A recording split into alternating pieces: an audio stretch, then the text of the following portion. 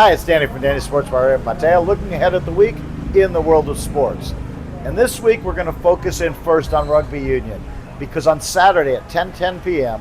it's England against the All Blacks, England against New Zealand at Twickenham, and it's part of the Autumn Nations series, the what used to be called the Autumn Internationals. But it's a big game. Two of the biggest teams in world rugby, obviously. They've been playing since 1905, and New Zealand have had great success against England, more than any other team.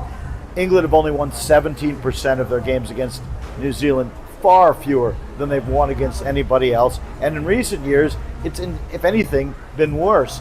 In the last 11 games, New Zealand have won 9 and drawn 1. Last 11 games, even at Twickenham, England's home ground, New Zealand have won 9 and drawn 1.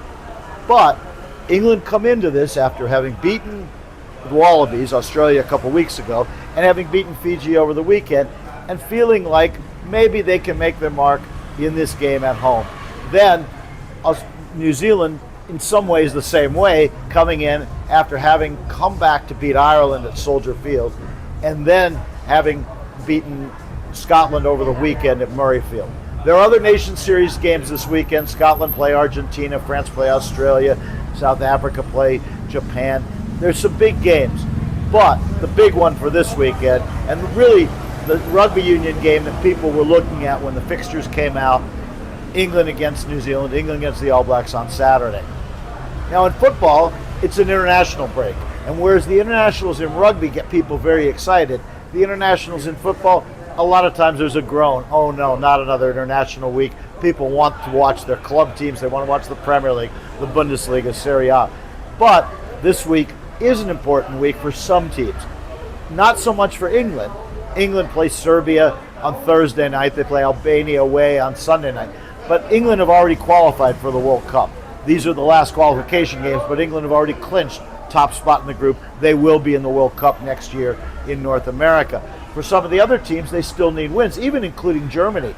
They're even atop their group, ahead on points, a goal difference, but they need, in these next two games, to get wins. Same with Scotland, for sure. Same with Wales. A few other countries as well. We will have a lot of games starting on Thursday night, going through to the middle of next week. Most of the games are late night. Some of them on the weekend will start as early as 9 o'clock or 11 o'clock. But for a lot of teams, these are important games. Even if people would rather see their club teams playing again, don't worry.